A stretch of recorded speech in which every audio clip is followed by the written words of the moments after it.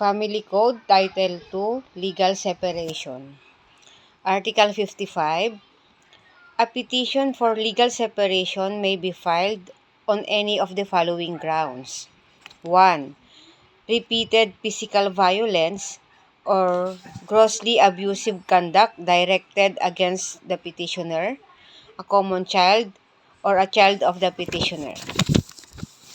2. Physical violence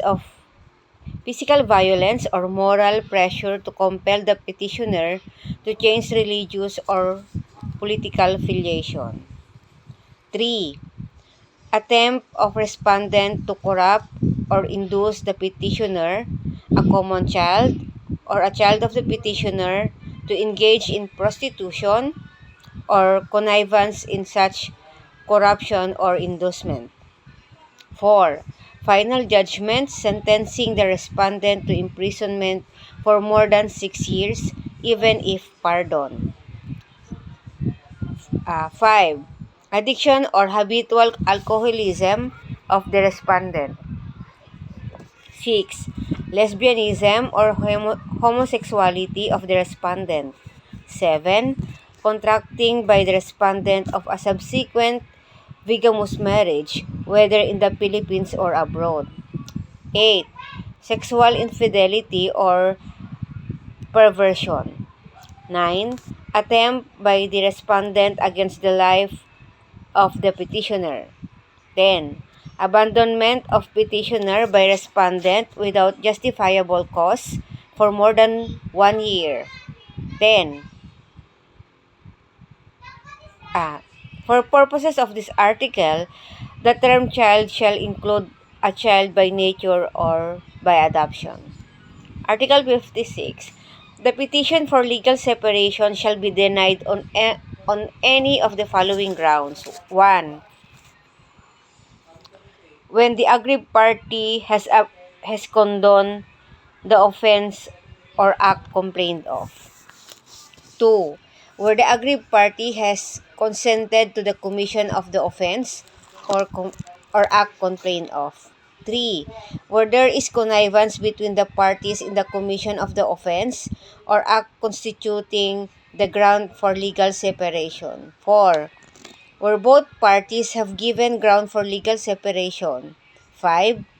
Where there is collusion between the parties to obtain the decree of legal separation. 6. Where the action is barred by prescription. Article 57. An action for legal separation shall be filed within 5 years from the time of the occurrence of the cause. Article 58. An action for legal separation shall in no case to be tried before 6 months shall have elapsed since the filing of the petition. Article 59.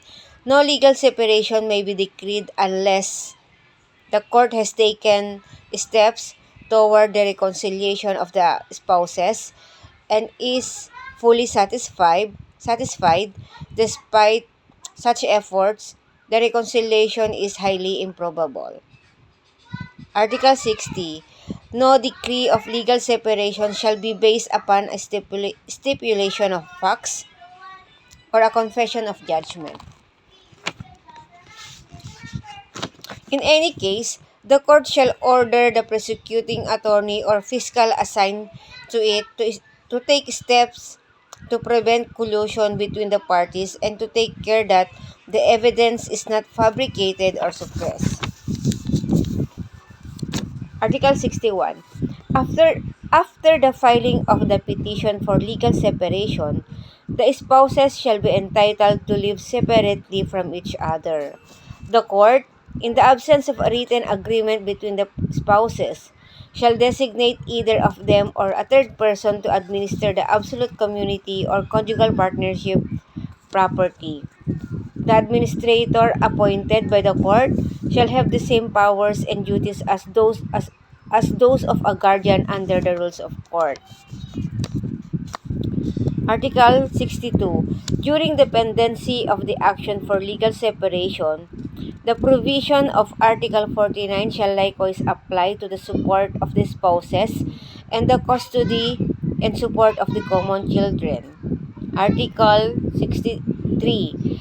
The decree of legal separation shall have the following effects. 1. The spouses shall be entitled to live separately from each other, but the marriage bond shall not be severed. 2. The absolute community or the conjugal partnership shall be dissolved and liquidated, but the offending spouse shall have no right to any share of the net profits earned by the absolute community or the conjugal partnership, which shall be forfeited in accordance with the provisions of Article 43, Paragraph 2. The custody of the minor children shall be awarded to the innocent spouse, subject to the provisions of Article 213 of this code. And 4. The offending spouse shall be disqualified from inheriting from the innocent spouse by intestate succession. Moreover, provisions in favor of the offending spouse made in the will of the innocent spouse shall be revoked by operation of law. Article 64. After the finality of the decree of legal separation, the innocent spouse may revoke the donations made by him or by her in favor of the offending spouse, as well as the designation of the latter as beneficiary in any insurance policy, even if such designation be stipulated as irrevocable. The revocation of the donation shall be recorded in the registries of the property in the places where the properties are located. Alienations, liens, and encumbrances registered in good faith before the recording of the complaint for revocation in the registries of property shall be respected. The revocation of or change in the designation of the insurance beneficiary shall take effect upon written notification thereof to the insured. The action to revoke the donation under the article must be brought within 5 years from the time the decree of legal separation has become final. Article 65. If the spouses should reconcile, a corresponding joint manifestation under oath duly signed by them shall be filed with the court in the same proceeding for legal separation. Article 66. The reconciliation referred to in the preceding articles shall have the following consequences. 1. The legal separation proceedings, if still pending, shall thereby be terminated at whatever stage. And 2.